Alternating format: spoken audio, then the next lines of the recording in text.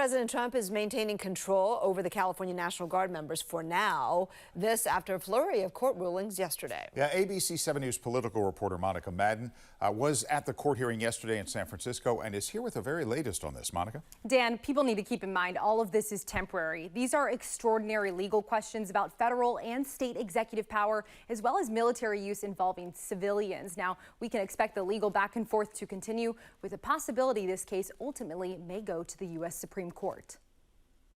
A brief moment of victory for California leaders. Today was really about a test of democracy, and today we passed the test. On Thursday evening, a San Francisco U.S. district judge found that the president did not follow the law when he federalized the Guard without Governor Newsom's approval. Hours later, an appeals court temporarily blocked the ruling that would have given Newsom control of the National Guard troops in Los Angeles. President Trump celebrating the appeals decision online, saying, quote, "If I didn't send the military into Los Angeles, that city would have been burning to the ground. We saved L.A." The governor telling reporters Thursday, California will come out on top. Well, I'm confident in the rule of law. I'm confident in the Constitution of the United States. I'm confident in the wisdom and judgment of a very well-respected federal judge. And I'm confident on the basis of the review of the 36 pages, absolutely, it will stand.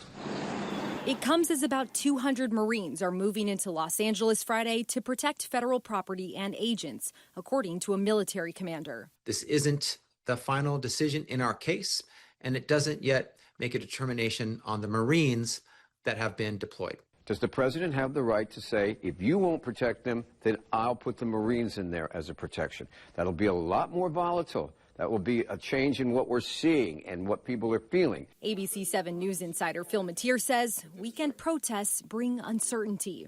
I think we're going to see a lot of movement. We're going to see papers filed. We're going to see statements made. What we're not probably going to see is an immediate decision. And says optics could be on Trump's side if things go awry.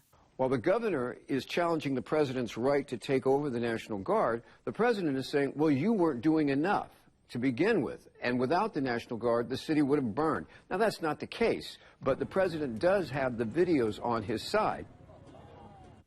Now, this issue will be back in court early next week. The Ninth Circuit U.S. Court of Appeals ruling in favor of the Trump administration is temporary, and the court will be weighing these legal questions on Tuesday.